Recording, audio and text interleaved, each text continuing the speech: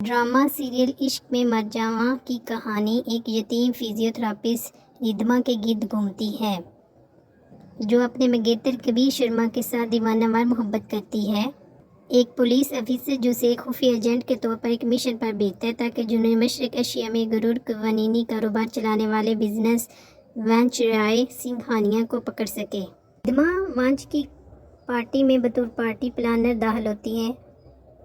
وانچ ریدھما کو اپنی بہن سیا کی فزیوتھراپسٹ کے طور پر ملازمت پر لے جانے کا باعث بنتے ہیں۔ آخرکار وانچ اس پر شک کرنے لگتا ہے اور اسے اصلی نیت جاننے کے لیے اس سے شادی کرنے پر مجبور کرتا ہے۔ کبیر کے دباؤ پر وہ راضی ہو جاتی ہے۔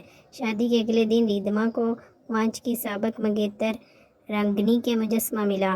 اسے راگنی کا قاتل مانتے ہوئے وہ راگنی کی موت کے بارے میں سچائی دریافت کرنے کا ارادہ رکھتی ہے کیونکہ یہ وانچ کے خلاف بڑے ثبوت فراہم کر سکتی ہے۔ اس کے بعد وہ حویلی کے ایک خفیہ کمرے میں آتی ہے جہاں ریدھما کو ایک پینٹنگ اور ایک عورت کا مجسمہ نظر آتا ہے۔ پینٹنگ میں موجود عورت در حقیقت وانچ کی حیاتیاتی ماں جنہوں نے اسے ایک لفظ کہے بغیر چھوڑ دیا جب وہ جوان تھا۔ آہستہ آہستہ اس کی کہانی سننے کے بعد ریدھما وانچ کے لیے نرم گوش پیدا کرتی ہے۔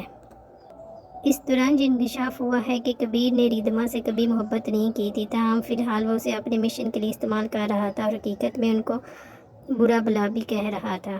اس کی ایک بڑی وجہ یہ تھی کہ کبیر وانچ سے اپنے والد کی موت کا بدلہ لینا چاہتا تھا جس کے لیے وہ اسے ریدھما کو استعمال کر رہا تھا۔ حویلی میں وانچ ریدھما کے لیے گولی لینے کے بعد گرنا شروع کر دیتی ہے۔ کبیر کی توقعات کے برعکس ریدھما بھی آہستہ آہستہ وانچ کے لیے اپنے جذبات کا جواب دینا شروع کر دیتی ہے۔ اپنے مشن کی ناکامی کے خوف سے کبیر ریدھما کو اس کے ماضی اور مشن کی یاد دلانے کا ارادہ رکھتا ہے لیکن اس کا اس پر کوئی اثر نہیں ہوتا۔ واقعات کا ایک سلسلہ رائے سنگھانیہ کو بیٹے کے بارے میں سچائی کو ظاہر کرتا ہے تاہم اپنے بیٹے کی شناخت کو خفیہ رکھنے کا انتظام کرتی ہے۔